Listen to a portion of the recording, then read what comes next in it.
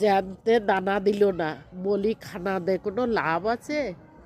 জানতে যে আমার মা একটা কিছু খাবে কি, আমার মা চুকারাইছে কি, মার একটা ভালো ডাক্তার, আমার ছেলে অত বড় পারতো না কোনোদিন নিয়ে যাতে, কোনোদিন দেখাতে, কোনোদিন আজ পর্যন্ত নিয়ে যায়নি, কোনোদিন জিজ্ঞাসাও করিনি, কোনোদিন বলুনি যে, কোনোদিন মুখের কথা বলে না যে এই খাবারটা নিয়ে এসেছি মা তুমি খাও, তুমি কি খাইছো, কি তুমি না খাই রয়েছো, কথাই বলে না। স্বামী সেও কোনো কথা বলে না, রাত্রি 9:30 বাড়ি আসবে, 10টার সময়, 10টা বেজে গেলে তাই ভাত খাবে। তা সেই সময় যদি আমি শুই থাকি, কি যদি ঠান্ডা ভাত দেই, তাহলে তো আমার রক্ষা নেই, রক্ষা কবচ একদম শুরু হয়ে যাবে। তখন আমার সেই ভাত গরম করতে হবে, ভাত তরকারি হয় রান্না করে দিতে, নয় গরম করে দিতে, তারপরে খাবে। এক তরকারি দুবার খাবো না। তা এই হলো আমার সংসার, এই হলো আমার জীবন।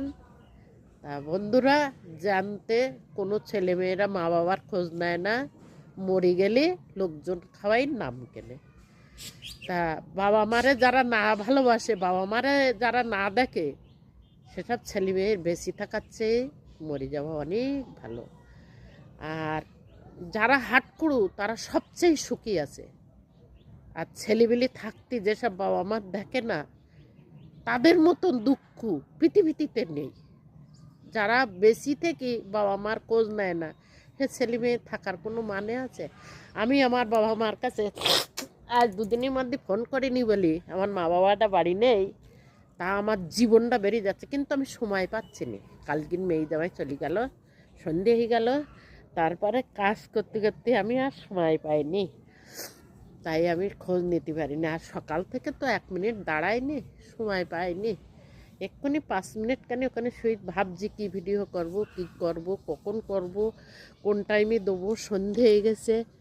তাই এই তাড়াতাড়ি দৌড়ি একটা কাপড় রাত করে পরিয়ে এসে তাই এই ভিডিওটা করছি।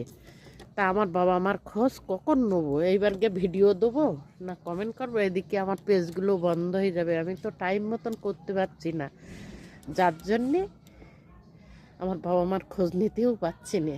তার জীবনটা যেন বেরিয়ে যাচ্ছে। এবার গিয়ে যত কষ্ট হোক আগে বাবা মার কাছে একটু ফোন করি, জানবো, যাতে পারি আর না পারি মুখের ডাক তো একবার ডাকতে পারবো। তা আজকে আমার বয়স হয়েছে বলে মনে হয় মা বাবা চিনতে পারলাম, যখন বয়স কম ছিল হয়তো চিনতে পারিনি, কিন্তু বয়স হলে তখন বাবা মার কথা মনে পড়ে। বয়স কম থাকতে বাবা মার কথা কোনো ছেলে মেয়েদের মনে পড়ে না।